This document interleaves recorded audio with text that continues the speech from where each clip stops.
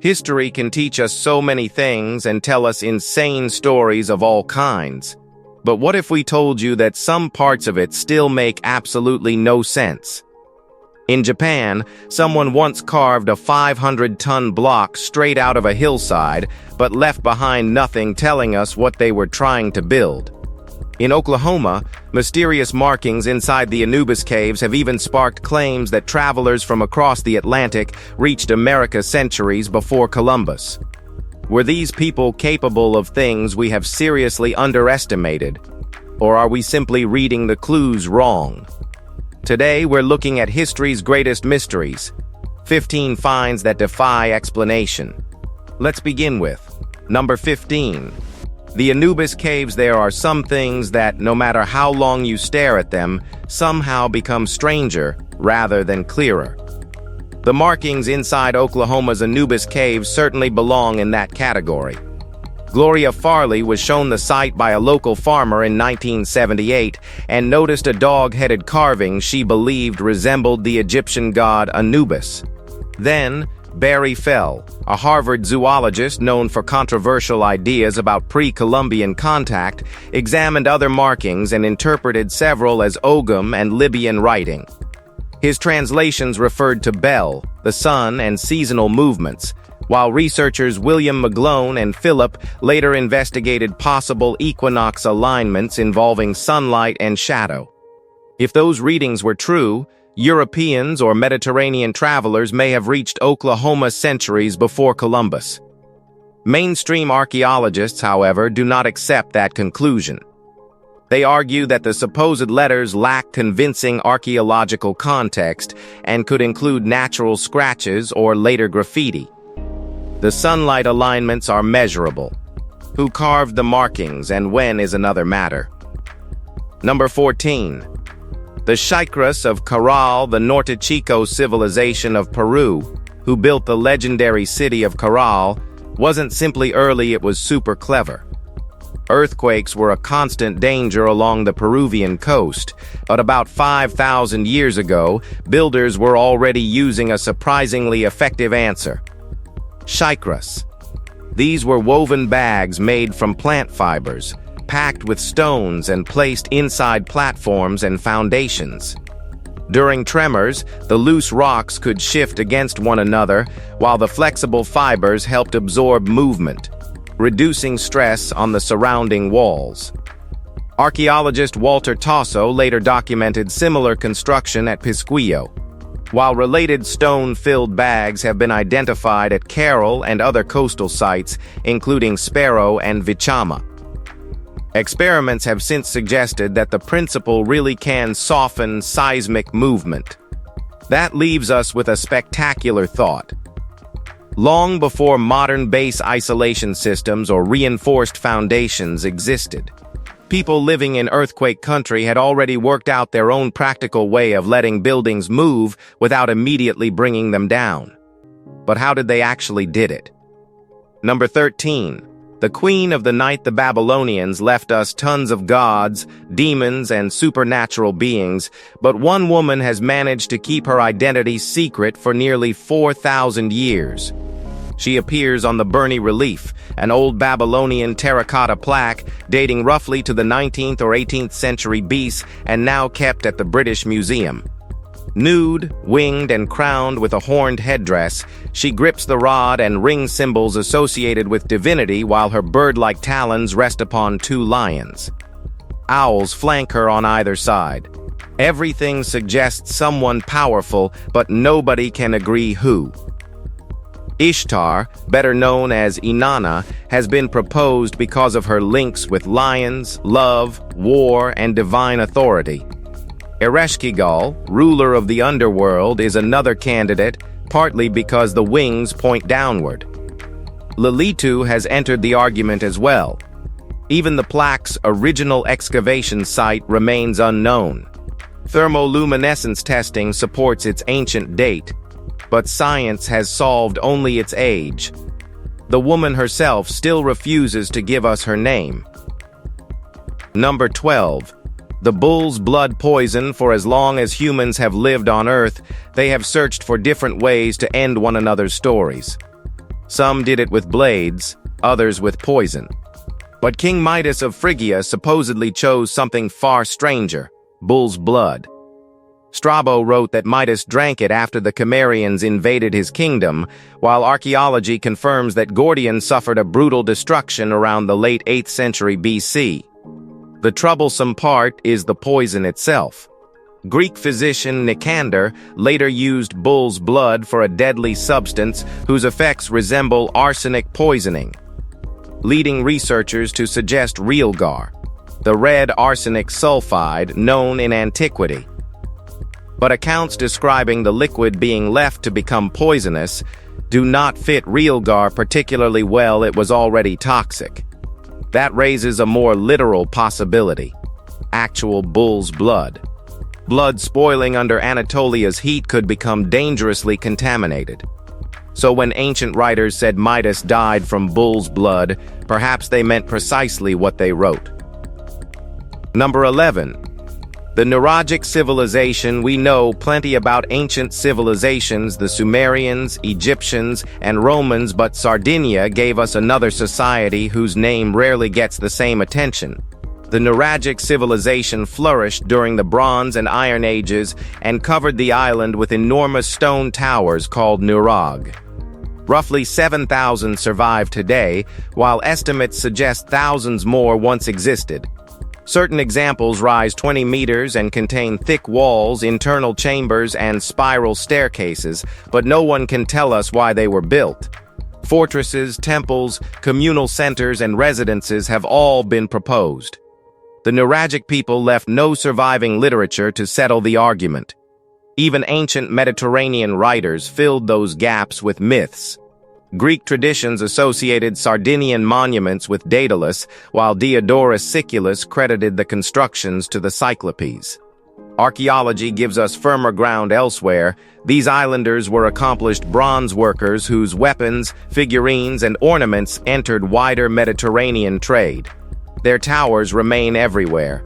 Their explanation disappeared with them. Number 10. The Church of the Holy Sepulchre, Jerusalem, has been rebuilt, burned, and reshaped so many times that even its old boundaries have become part of the argument. Somewhere within that history lies the place where Jesus was crucified and buried. Since the 4th century, Christian tradition has pointed toward the Church of the Holy Sepulchre. Constantine commissioned a church there around 326 AD after a Roman temple from Hadrian's time was removed, revealing rock-cut tombs beneath the area. The problem was always geography. The Gospels place the crucifixion outside Jerusalem, while the Holy Sepulchre now stands inside the Old City. Archaeological work changed that objection considerably. The wall enclosing this quarter came later, while the site itself had once been a limestone quarry beyond the earlier city boundary. 1st century Jewish tombs were also found nearby. So the setting matches better than it once appeared. But matching the setting is one thing. Proving that one particular tomb belonged to Jesus is something archaeology still cannot do. Number 9. The Alexamenos graffito. What is it? Well, that is the first question that probably comes to mind when looking at this bizarre little drawing. Scratched onto a wall near Rome's Palatine Hill, it shows a man raising his hand toward a crucified figure with the head of a donkey. Beneath it, Greek words roughly read, Alexamenos worships his god. The graffito was discovered in 1857 inside the Domus Gelosiana, a building once owned by Emperor Caligula and later used for training imperial pages. Scholars usually place the drawing around the late 2nd or early 3rd century AD, making it possibly the earliest surviving picture of Jesus on the cross. But it certainly was not drawn with respect. Romans sometimes accused Jews and later Christians of worshiping a donkey, an insult already recorded centuries earlier by the Egyptian writer Appian. Whoever scratched this picture was probably humiliating a Christian named Alexamenos. Strangely enough, a Roman joke may have preserved Christianity's earliest crucifixion image. Number 8. Songo Manara, this archaeological oddity in southeastern Tanzania, once sat right in the middle of one of the busiest trade networks on Earth. Songo Manara flourished mainly between the 14th and 16th centuries, when Swahili merchants were moving gold, ivory, timber, cloth, pearls, and Chinese porcelain across the Indian Ocean. Archaeologists have identified 12 residential blocks, 6 mosques, 4 cemeteries, several enclosed spaces, and large buildings made from coral stone and lime mortar. Nearby Kilwa Kisiwani grew rich from the same trade, but Songo Manara has its own puzzle. Its streets and houses appear carefully planned, with mosques woven into the town rather than added casually later. That raises a bigger question about how deeply Islam shaped Swahili urban life from the beginning. Then, sometime after the 16th century, the settlement was abandoned. Portuguese pressure on regional trade may have played a part, but no single explanation has settled the matter. A prosperous coral-built town simply faded from use. Number 7. My Sun Sanctuary, the history of Asia is pretty well understood. We know how Buddhism, Hinduism, and other belief systems moved with merchants, monks, and expanding kingdoms. My Sun Sanctuary still manages to make that story far more interesting. In central Vietnam's Quang Nam province, the Cham rulers began developing this sacred complex around the 4th century AD under the kingdom that later became known as Champa. The valley lay near Han Quap Mountain and the Tu Bon River, a landscape the Cham connected with Mount Meru, the Hindu center of the universe. Shiva dominated worship here, while reliefs also showed Vishnu, Krishna, elephants, snakes, and dragons. French scholar M.C. Paris helped bring the ruins to wider archaeological attention in 1898 after vegetation had swallowed much of the site. The sanctuary contained more than 70 monuments, although warfare destroyed many. American bombing during the Vietnam War caused severe damage. What remains is still enough to show something rare. Hindu ritual, royal burial, and Vietnamese history became tightly bound together here for centuries. Number 6. The Senegambian Stone Circles. The Senegambian Stone Circles, aka the Wasu Stone Circles, might not teleport you anywhere, but their sheer number is almost harder to explain. Across roughly 30,000 square kilometers of Senegal and the Gambia stand thousands of megalithic monuments, including circles, double rings, frontal stones, and unusual lyre-shaped arrangements. UNESCO added 4 major groups Wasu, Kerbach, Wanar, and Sinaingayen to its list in 2006. At Sinaingayen alone, archaeologists recorded 52 circles and more than 1,100 carved stones. Many pillars were shaped from laterite with iron tools, some reaching about 2 meters high and weighing several tons. Burials, pottery, human remains, iron objects, and grave goods have also appeared around them. Dating varies widely, with many investigated monuments falling between the 7th and 15th centuries AD. The builders may have belonged to ancestral Jola, Wolof, or Sera communities.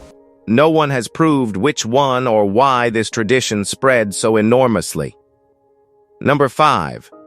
Gavrinis Passage Tomb. Gavrinis would already be remarkable if it were simply a 6,000-year-old burial monument. The carvings inside make it something else entirely. Reaching its inner chamber means passing through a narrow stone corridor whose walls are covered with swirling lines, axe shapes, arcs, zigzags, and patterns cut deeply into enormous slabs. Almost every decorated surface seems deliberate, yet nobody can read the message. The tomb stands on a small island in Brittany today, although sea levels were lower when Neolithic communities built it, meaning people could once approach across dry land. Excavators entered the mound during the 19th century, but later research uncovered an even stranger connection. One ceiling slab appears to be part of a much larger decorated stone that was broken apart and reused. Matching fragments were identified at nearby monuments, including the Table des Marchands at Locmariaquer. Well, somebody dismantled an older monument and carried pieces elsewhere for another purpose. Number 4. The Valdivia Venus. Why did the Valdivia people make these strange little figures, and why did some carry features of both sexes? Archaeologist Emilio Estrada uncovered evidence of the Valdivia culture along Ecuador's coast during the 1950s, later working with Betty Meggers and Clifford Evans. The society flourished roughly between 3500 and 1500 BC, leaving houses, pottery, and hundreds of figurines now called the Venuses of Valdivia.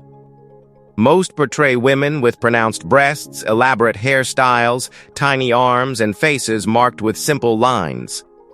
Yet several are different, combining female bodies with male genitalia, while other examples strangely possess 2 heads. Their purpose has never been settled. Fertility symbols are the familiar explanation, although their archaeological context makes things messier. Examples have turned up in burials, household floors, hearths, food preparation areas, and even refuse. That hardly points toward one obvious ritual. Whatever these small figures meant to their makers, the Valdivia left no written explanation behind, and their unusual bodies have kept archaeologists guessing. Number 3. Bata Valley megaliths. The stone figures of Indonesia's Bata Valley do not offer names, dates, or explanations. They simply stare back. Spread through central Sulawesi are large human-shaped statues with oversized heads, round eyes, simple bodies, and almost no facial expression. Nearby sit enormous stone jars known as kalamba, along with lids, carved slabs, and other megalithic remains. Archaeologists generally connect them with communities that occupied the region many centuries ago, but establishing a precise age has proved difficult because stone itself cannot be radiocarbon dated. Their purpose is equally uncertain.